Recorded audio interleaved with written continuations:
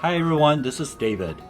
We found this really great deal flying from San Francisco to Colombia, Cartagena, on American Airlines through Miami on business class. You know, flying to South America is quite a journey, so definitely better if you're flying business. First stop is the American Airlines Business Lounge in SFO. You would think that it's one of the three major airlines in the US, and San Francisco is not the biggest international airport, but it's good size. So we had some expectations walking into the lounge, but of course was a little disappointed when we realized how small it is. Now, not only small, but its offerings are pretty limited. It has some food, has some drinks, it has a full bar, and it has everything that you would expect in a business class lounge, including showers and a pretty decent view. Even though it's at night, you can see planes coming in and out, but still, it's a fairly compact space for a business class lounge.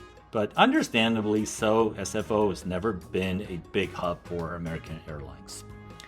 So we got some food, ordered drinks, and want to also walk around to show you what's in this lounge. It's actually a well-appointed space, you can call that. Like I said, it has everything that you wanted from a lounge, except not the biggest, nor is the food. And there are not too many flights that are overnight or red-eye, I guess, because the lounge is surprisingly empty. So if you consider this an advantage, then it's a great thing because you have all that space to yourself. And there's absolutely nobody in the kids' room. Our flight is going to be a small one. We kind of expected it because just based on the number of people in the business class lounge, there's probably not a lot of business class people.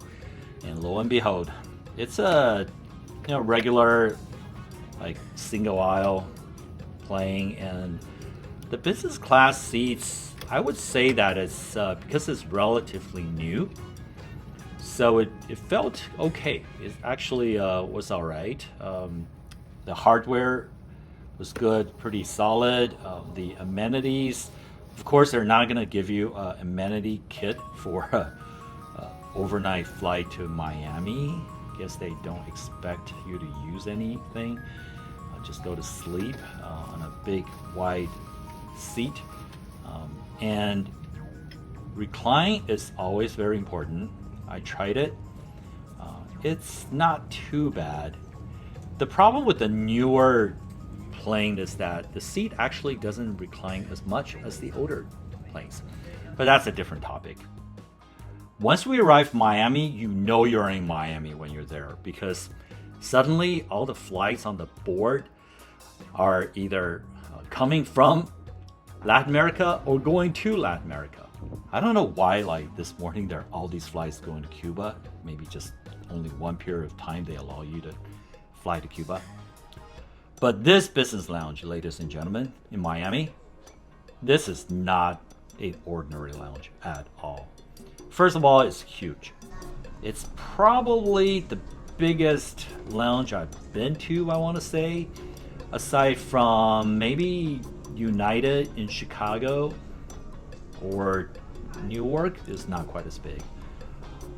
Or Atlanta Delta Business Class Lounge. That's big, and there are so many of them too. But this one is quite huge, and they have the same couches. Actually, it's kind of funny. Same color, same style, exactly the same thing. Got it from the same vendor.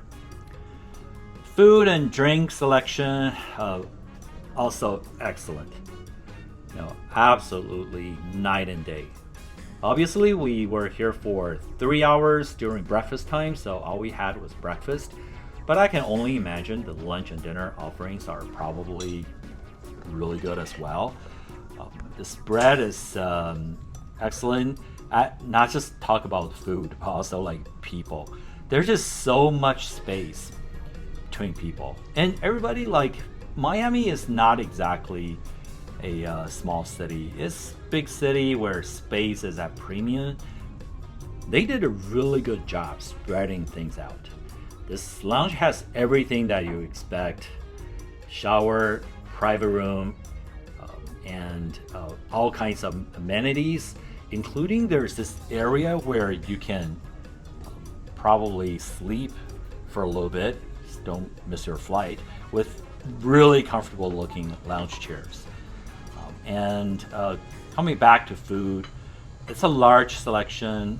We only had 5 hours of sleep, not really a great appetite walking in, but just looking at all the offerings of food and drinks make me hungry. So I'm gonna fully explore what's out here, and obviously there's a full bar. Even the bar looks exactly like the one in SFO. In fact, if you ask me, the only thing that is comparable between the SFO lounge and this one was the bar. The SFO was actually not too bad.